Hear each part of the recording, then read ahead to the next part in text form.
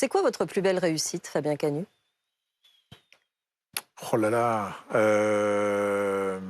bah, celle des Jeux de Paris, bien évidemment. Enfin, heu, parce que oui, ça s'est bien passé, parce que c'était un projet d'envergure quand même, hein, on a passé 3 ans, j'allais dire de dingue, d'une grosse intensité en termes de travail. Il y a eu des travaux, il a fallu faire des gros travaux de rénovation, au passage, on a eu à gérer une crise sanitaire avec 300 sportifs qui se retrouvaient malades, à 1 an et demi des Jeux, un problème lié extérieur à l'INSEP, mais problème d'eau potable qui ne l'était plus. Bon, Mmh. tout ça s'est réglé. Sincèrement, les nuits étaient courtes et ça a été très, très, très intensif, quoi. Mais oui, quel bonheur, parce qu'au bout du compte, beh, ça a marché, ça a marché. Oui, c'est, pour moi, dans ma vie professionnelle, ma plus belle réussite, ouais. C'est les montagnes russes, hein, évidemment, ce genre de vie, ce genre de métier. L'échec qui vous a finalement le plus servi pour la suite, qui s'est transformé en rebond, en succès?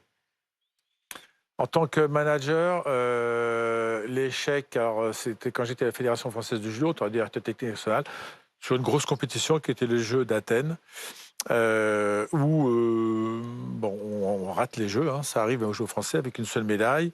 Et quelque temps avant, j'avais été voir l'équipe de France en préparation et je sentais pas bien les choses. Je trouvais comme je m'interrogeais beaucoup.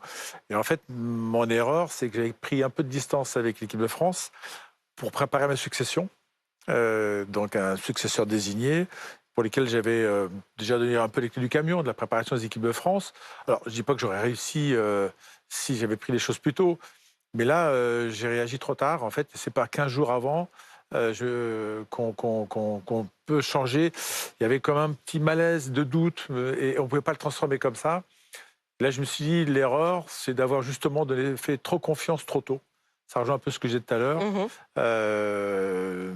Et je me suis dit: «Mais non, plus jamais ça».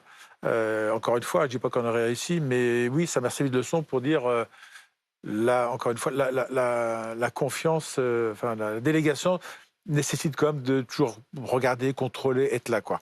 Et là, j'ai péché par un manque de vigilance, d'accompagnement de ma part.